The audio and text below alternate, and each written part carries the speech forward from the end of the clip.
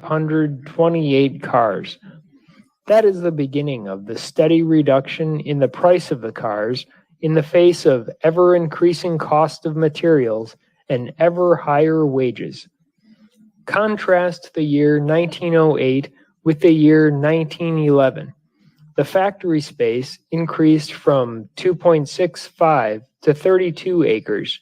The average number of employees from 1,908 to 4,110, and the cars built from a little over 6,000 to nearly 35,000. You will note that men were not employed in proportion to the output.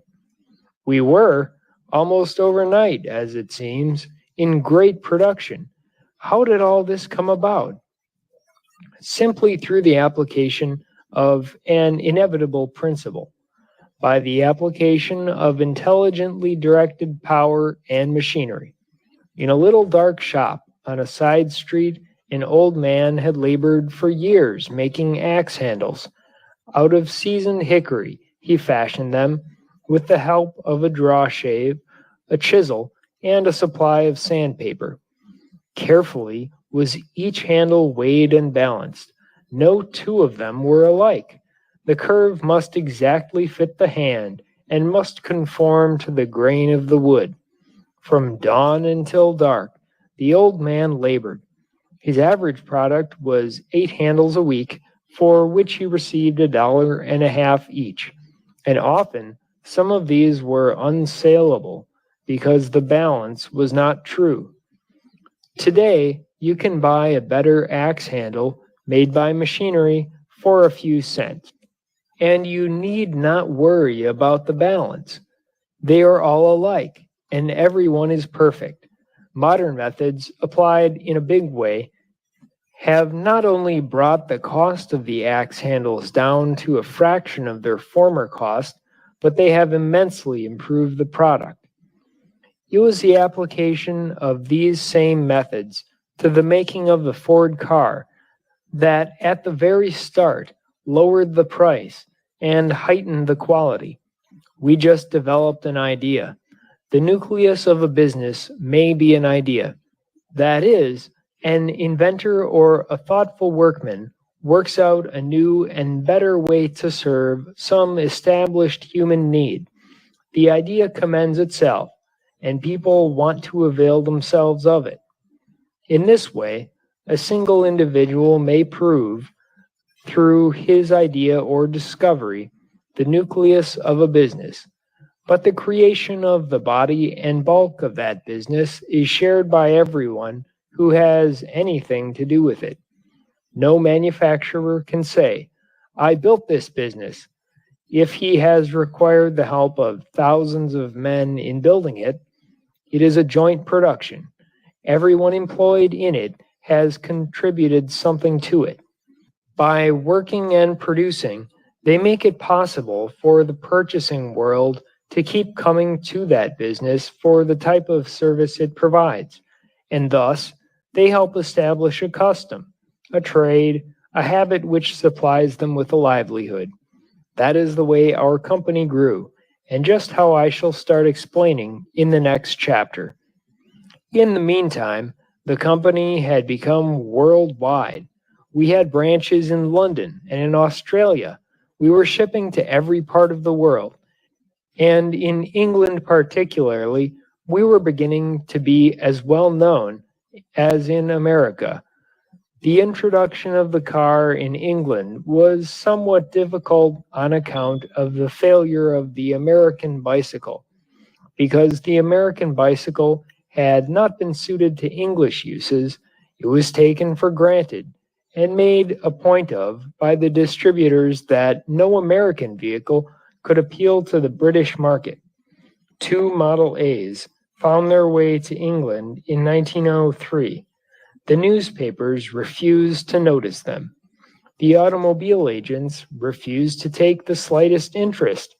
It was rumored that the principal components of its manufacture were string and hoop wire, and that a buyer would be lucky if it held together for a fortnight.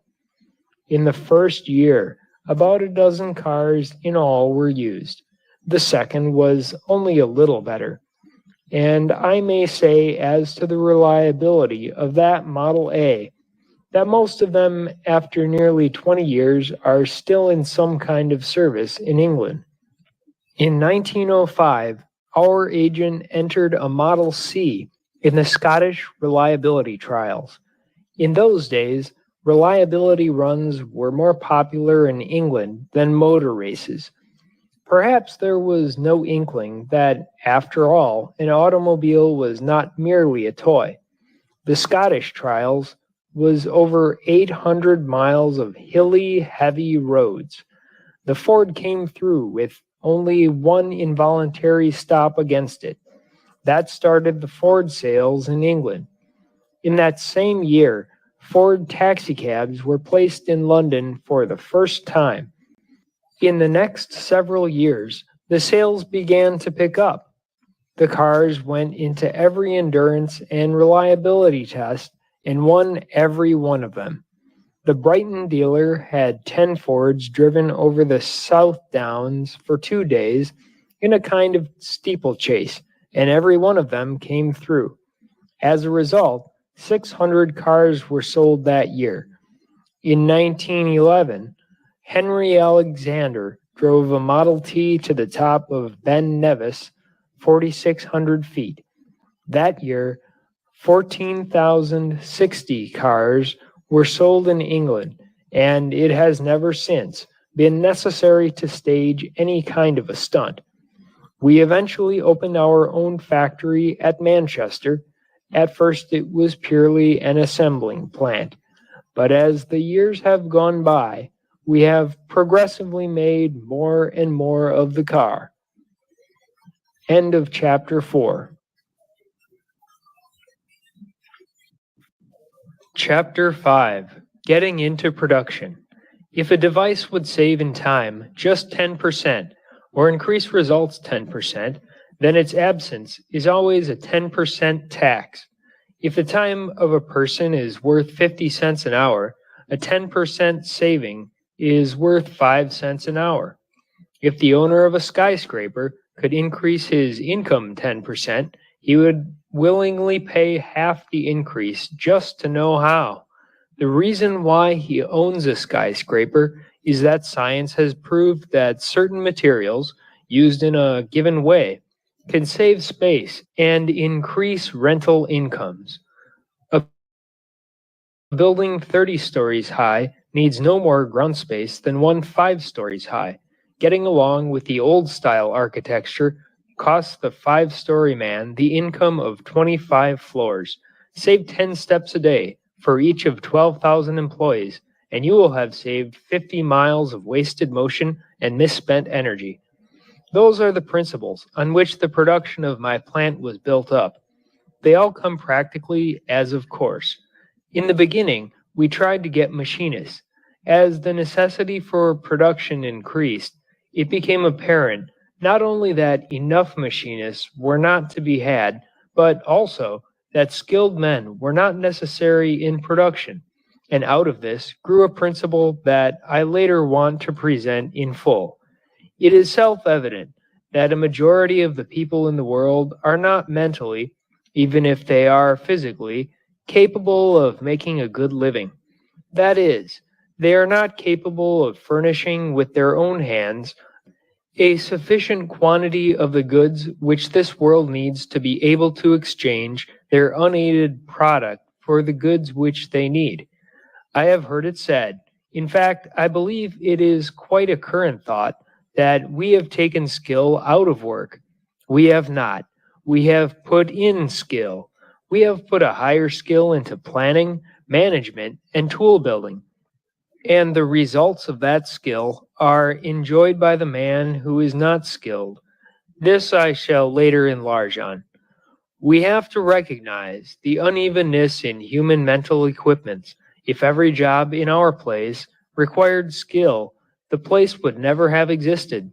Sufficiently skilled men to the number needed could not have been trained in 100 years. 1,000,000 men working by hand could not even approximate our present daily output.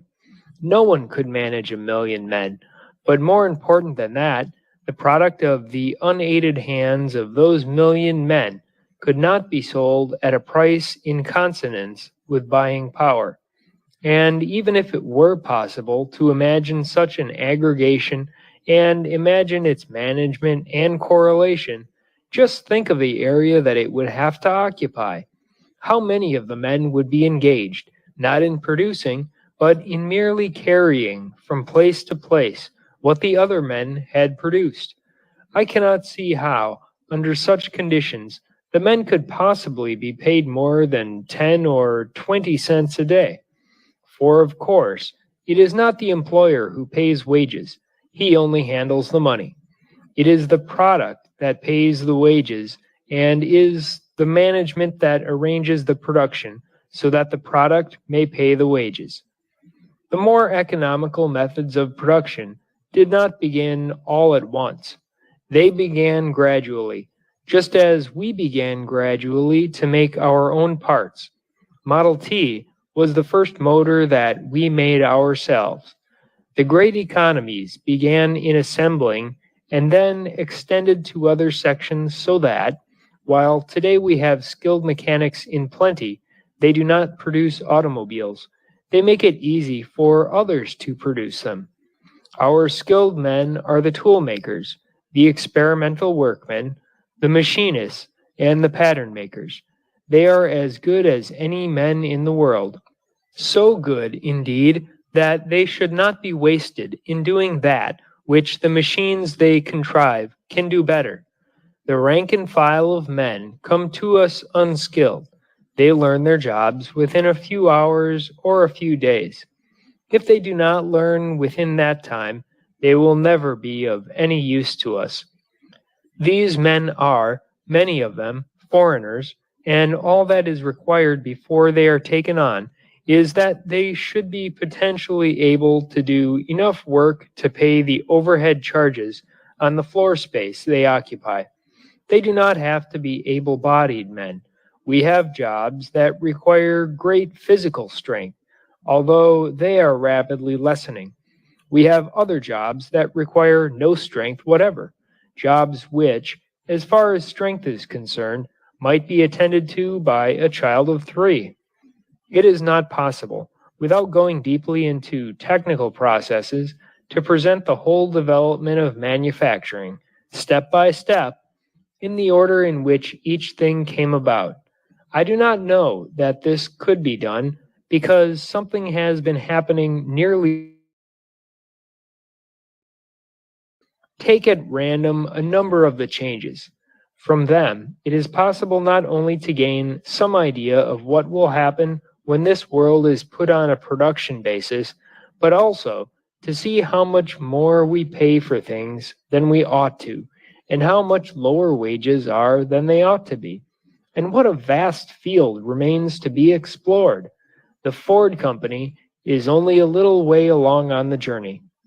A Ford car contains about 5,000 parts, that is counting screws, nuts, and all. Some of the other parts are fairly bulky, and others are almost the size of watch parts. In our first assembling, we simply started to put a car together at a spot on the floor, and workmen brought to it the parts as they were needed in exactly the same way that one builds a house. When we started to make parts, it was natural to create a single department of the factory to make that part, but usually one workman performed all of the operations necessary on a small part. The rapid press of production made it necessary to devise plans of production that would avoid having the workers falling over one another. The undirected worker spends more of his time walking about for materials and tools than he does in working. He gets small pay because pedestrianism is not a highly paid line. The first step forward in assembly came when we began taking the work to the men instead of the men to the work. We now have 2 general principles in all operations: that a man shall never have to take more than 1 step, if possibly it can be avoided, and that no man need ever stoop over. The principles of assembly are these. 1. Place the tools and the men in the sequence of the operation so that each component part shall travel the least possible distance while in the process of finishing. 2. Use work slides or some other form of carrier so that when a workman completes his operation, he drops the part always in the same place, which place must always be the most convenient place to his hand, and if possible, have gravity carry the part to the next workman for his operation. 3. Use sliding assembly lines by which the parts to be assembled are delivered at convenient distances. The net result of the application of these principles is the reduction of the necessity for thought on the part of the worker and the reduction of his movements to a minimum. He does, as nearly as possible, only one thing with only one movement. The assembling of the chassis is, from the point of view of the non-mechanical mind, our most interesting and perhaps best known operation, and at one time it was an exceedingly important operation. We now ship out the parts for assembly at the point of distribution. Along about April 1st, 1913, we first tried the experiment of an assembly line. We tried it on assembling the flywheel magneto. We try everything in a little way first. We will rip out anything once we discover a better way, but we have to know absolutely that the new way is going to be better than the old before we do anything drastic. I believe that this was the first moving line ever installed. The idea came in a general way from the overhead trolley that the Chicago packers use in dressing beef. We had previously assembled the flywheel magneto in the usual method. With one workman doing a complete job, he could turn out from 35 to 40 pieces in a 9-hour day, or about 20 minutes to an assembly. What he did alone was then spread into 29 operations. That cut down the assembly time to 13 minutes, 10 seconds. Then we raised the height of the line 8 inches. This was in 1914, and cut the time to 7 minutes. Further experimenting with the speed that the work should move at cut the time down to 5 minutes. In short, the result is this. By the aid of scientific study, one man is now able to do somewhat more than 4 did only a comparatively few years ago. That line established the efficiency of the method, and we now use it everywhere. The assembling of the motor, formerly done by one man, is now divided into 84 operations. Those men do the work that 3 times their number formerly did. In a short time, we tried out the plan on the chassis. About the best we had done in stationary chassis assembling was an average of 12 hours and 28 minutes per chassis. We tried the experiment of drawing the chassis with a rope and windlass down a line 250 feet long. 6 assemblers traveled with the chassis and picked up the parts from piles placed along the line. This rough experiment reduced the time to 5 hours 50 minutes per chassis. In the early part of 1914, we elevated the assembly line. We had adopted the policy of man-high work.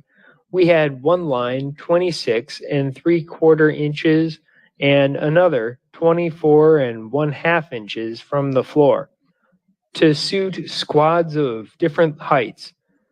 The waist-high arrangement and a further subdivision of work so that each man had fewer movements cut down the labor time per chassis to 1 hour 33 minutes.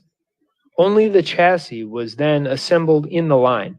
The body was placed on in John R. Street, the famous street that runs through our Highland Park factories. Now the line assembles the whole car. It must not be imagined, however, that all this worked out as quickly as it sounds. The speed of the moving work had to be carefully tried out. In the flywheel magneto, We first had a speed of 60 inches per minute. That was too fast. Then we tried 18 inches per minute. That was too slow. Finally, we settled on 44 inches per minute. The idea is that a man must not be hurried in his work. He must have every second necessary, but not a single unnecessary second. We have worked out speeds for each assembly, for the success of the chassis assembly caused us gradually to overhaul our entire method of manufacturing and to put all assembling in mechanically driven lines. The chassis assembling line, for instance, goes at a pace of 6 feet per minute. The front axle assembly line goes at 189 inches per minute. In the chassis assembling are 45 separate operations or stations. The first men fasten 4 mudguard brackets to the chassis frame. The motor arrives on the 10th operation, and so on in detail. Some men do only 1 or 2 small operations, others do more. The man who places a part does not fasten it. The part may not be fully in place until several operations later. The man who puts in a bolt does not put on the bolt. The man who puts on the nut does not tighten it. On operation number 34, the budding motor gets its gasoline. It has previously received lubrication. On operation number 44, the radiator is filled with water. And on operation number 45, the car drives out onto John R. Street. Essentially, the same ideas have been applied to the assembling of the motor. In October 1913, it required 9 hours and 54 minutes of labor time to assemble one motor. 6 months later, by the moving assembly method, this time had been reduced to 5 hours and 56 minutes. Every piece of work in the shops moves. It may move on hooks on overhead chains going to assembly in the exact order in which the parts are required. It may travel on a moving platform, or it may go by gravity. But the point is that there is no lifting or trucking of anything other than materials. Materials are brought in on small trucks or trailers operated by cut-down Ford chassis, which are sufficiently mobile and quick to get in and out of any aisle where they may be required to go. No workman has anything to do with moving or lifting anything. That is all in a separate department, the Department of Transportation. We started assembling a motor car in a single factory.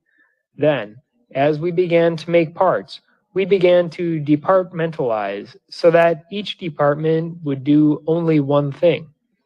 As the factory is now organized, each department makes only a single part or assembles a part. A department is a little factory in itself. The part comes into it as raw material or as a casting, goes through the sequence of machines and heat treatments or whatever may be required, and leaves that department finished. It was only because of transport ease that the departments were grouped together when we started to manufacture. I did not know that such minute divisions would be possible, but as our production grew and departments multiplied, we actually changed from making automobiles to making parts. Then we found that we had made another new discovery, which was that by no means all of the parts had to be made in one factory. It was not really a discovery. It was something in the nature of going around in a circle to my first manufacturing when I bought the motors and probably 90% of the parts. When we began to make our own parts, we practically took for granted that they all had to be made in the one factory, that there was some special virtue in having a single roof over the manufacture of the entire car. We have now developed away from this. If we build any more large factories, it will be only because the making of a single part must be in such tremendous volume as to require a large unit. I hope that in the course of time, the big Highland Park plant will be doing only one or two things. The casting has already been taken away from it and has gone to the River Rouge plant. So now we are on our way back to where we started from, accepting that instead of buying our parts on the outside, we are beginning to make them in our own factories on the outside. This is a development which holds exceptional consequences, for it means, as I shall enlarge in a later chapter, that highly standardized, highly subdivided industry needs no longer become concentrated in large plants, with all the inconveniences of transportation and housing that hamper large plants. 1,000 or 500 men ought to be enough in a single factory. Then there would be no problem of transporting them to work or away from work, and there would be no slums or any of the other unnatural ways of living incident to the overcrowding that must take place if the workmen are to live within reasonable distances of a very large plant. Highland Park now has 500 departments. Down at our Piquette plant, we had only 18 departments, and formerly at Highland Park, we had only 150 departments. This illustrates how far we are going in the manufacture of parts. Hardly a week passes without some improvement being made somewhere in machine or process, and sometimes this is made in defiance of what is called the best shop practice. I recall that a machine manufacturer was once called into conference on the building of a special machine. The specifications called for an output of 200 per hour. "This is a mistake," said the manufacturer. "You mean 200 a day.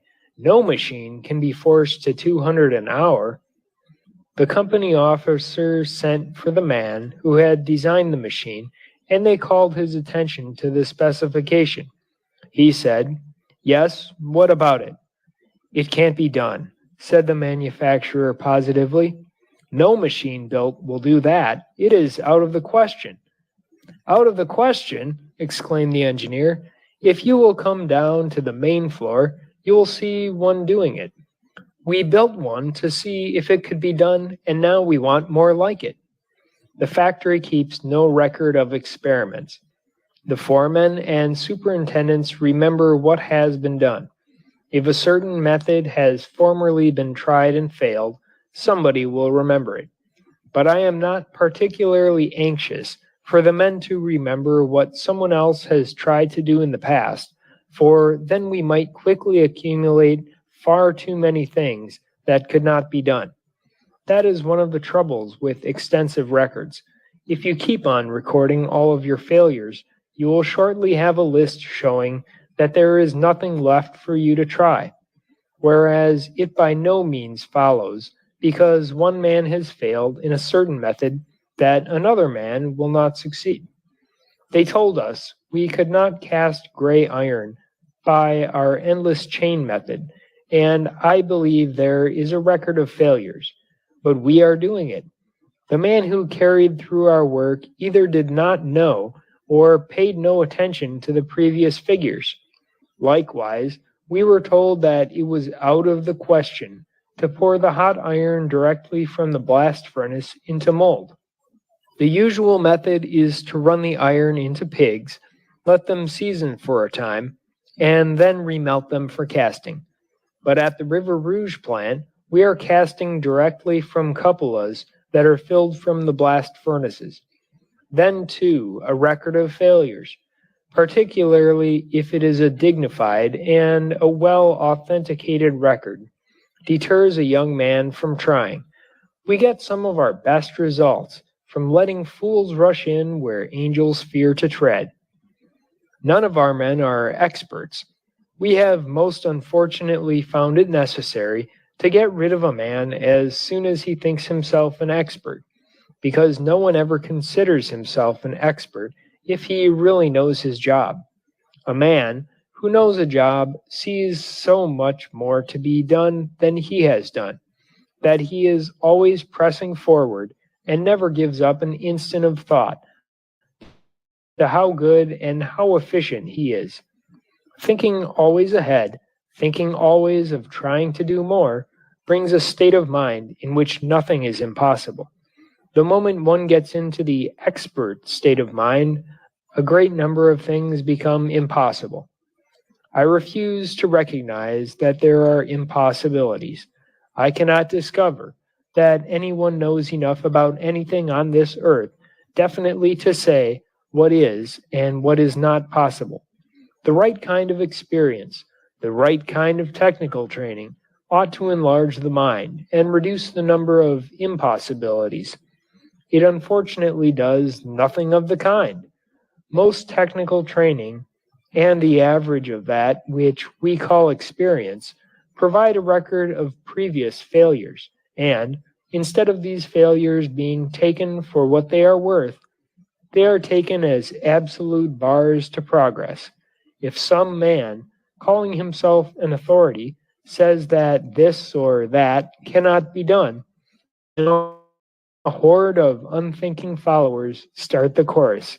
It can't be done. Take castings. Castings has always been a wasteful process and is so old that it has accumulated many traditions, which make improvements extraordinarily difficult to bring about. I believe one authority on molding declared, before we started our experiments, that any man who said he could reduce costs within half a year wrote himself down as a fraud. Our foundry used to be much like other foundries. When we cast the first Model T cylinders in 1910, everything in the place was done by hand. Shovels and wheelbarrows abounded. The work was then either skilled or unskilled. We had molders and we had laborers. Now we have about 5% of thoroughly skilled molders and course setters, but the remaining 95% are unskilled, or to put it more accurately, must be skilled in exactly one operation which the most stupid man can learn within 2 days. The molding is all done by machinery. Each part which we have to cast has a unit or units of its own, according to the number required in the plan of production. The machinery of the unit is adapted to the single casting.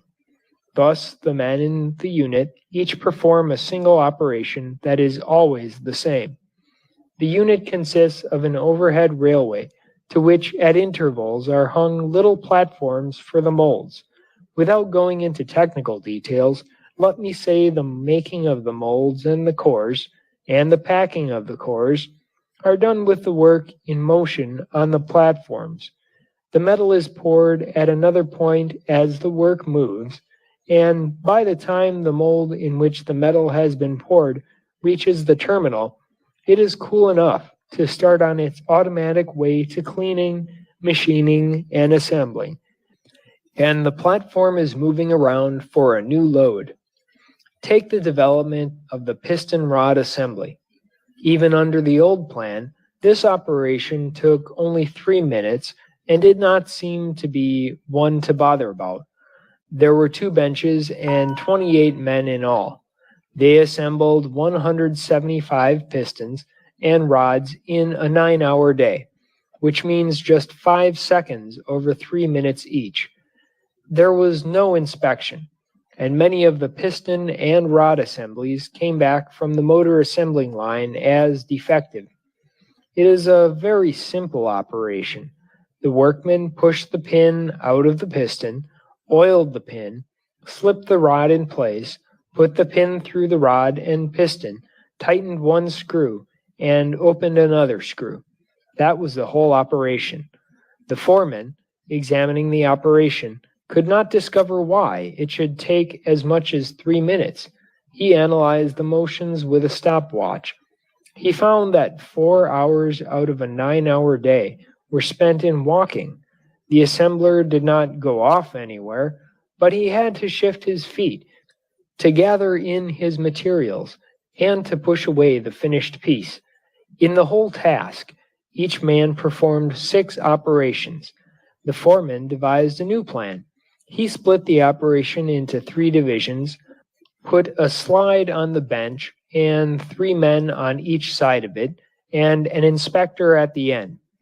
Instead of one man performing the whole operation, one man then performed only 1/3 of the operation. He performed only as much as he could do without shifting his feet. They cut down the squad from 28 to 14 men. The former record for 28 men was 175 assemblies a day. Now 7 men turn out 2,600 assemblies in 8 hours. It is not necessary to calculate the savings there. Painting the rear axle assembly once gave some trouble. It used to be dipped by hand into a tank of enamel. This required several handlings and the services of 2 men. Now 1 man takes care of it all on a special machine designed and built in the factory. The man now merely hangs the assembly on a moving chain which carries it up over the enamel tank. 2 levers then thrust thimbles over the ends of the ladle shaft. The paint tank rises 6 feet, immerses the axle, returns to position, and the axle goes on to the drying oven. The whole cycle of operations now takes just 13 seconds. The radiator is a complex affair, and soldering it used to be a matter of skill. There are 95 tubes in a radiator. Fitting and soldering these tubes in place is by hand a long operation requiring both skill and patience. Now it is all done by a machine, which will make 1,200 radiator cores in 8 hours. Then they are soldered in place by being carried through a furnace by a conveyor. No tinsmith work and no skill are required. We used to rivet the crankcase arms to the crankcase using pneumatic hammers, which were supposed to be the latest development. It took 6 men to hold the hammers and 6 men to hold the casings, and the din was terrific. Now an automatic press operated by 1 man, who does nothing else, gets through 5 times as much work in a day as those 12 men did. In the Piquet plant, the cylinder casting traveled 4,000 feet in the course of finishing. Now it travels only slightly over 300 feet. There is no manual handling of material. There is not a single hand operation. If a machine can be made automatic, it is made automatic. Not a single operation is ever considered as being done in the best or cheapest way. At that, only about 10% of our tools are special. The others are regular machines adjusted to the particular job, and they are placed almost side by side. We put more machinery per square foot of floor space than any other factory in the world. Every foot of space not used carries an overhead expense. We want none of that waste. Yet there is all the room needed. No man has too much room and no man has too little room. Dividing and subdividing operations